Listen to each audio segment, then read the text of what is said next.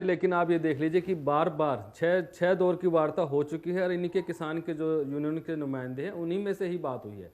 कोई अलग से हमने जाके कहीं जाके महाराष्ट्र या कहीं और बातचीत नहीं की है। और बाकी जो राज्यों में है इसका इतना विरोध भी नहीं हो रहा है, लेकिन फिर भी जो बैठे हैं उनसे 6 दौर की वार्ता हुई है और बार बार उनको विज्ञान भवन बुला के बैठ के बात की जाती है और 5-5 घंटे बात चली है। तो ये कह रहे हैं कि आगे बढ़ के बात कीजिए। और कम से कम कितनी बार तो प्रधानमंत्री जी रिक्वेस्ट कर चुके हैं और गृह मंत्री कर चुके हैं, कृषि मंत्री कर चुके हैं, राजनाथ जी कर चुके हैं, रक्षा मंत्री जी बार बार तो यही तो अनुरोध कर रहे हैं कि आप आइए, अपनी जो बातचीत होती है आप उस पर आइए और जो हमने 7 अमेंडमेंट किए हैं आप उसके आगे बात कीजिए ना।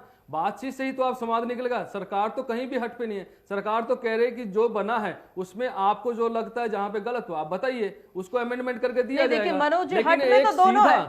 मनोज जी, हट में तो दोनों है। सरकार ने कह दिया कानून वापस नहीं होगा, कानून संशोधन मात्र होगा। किसानों ने कह दिया कानून वापस नहीं होगा तो आंदोलन जारी रहेगा। तो ये देखिए 1 महीना हो गया ये बात ऐसे चलते चलते।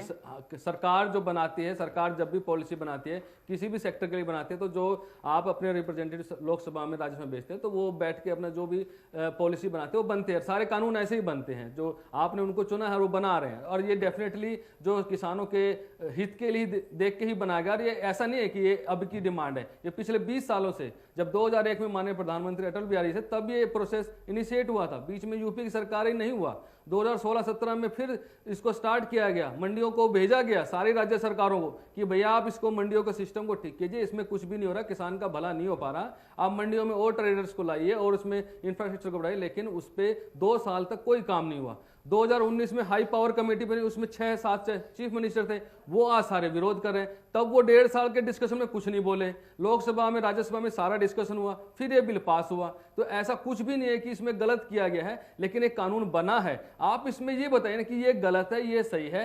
एक ये जिद छोड़ के कि कानून वापिस होंगे तभी बात करेंगे, तो ये एक जिद है। बार बार कृषि मंत्री या प्रधानमंत्री बोल रहे हैं कि आप बैठिए बात कीजिए, बात करके आप अपनी प्रॉब्लम तो बताइए ना।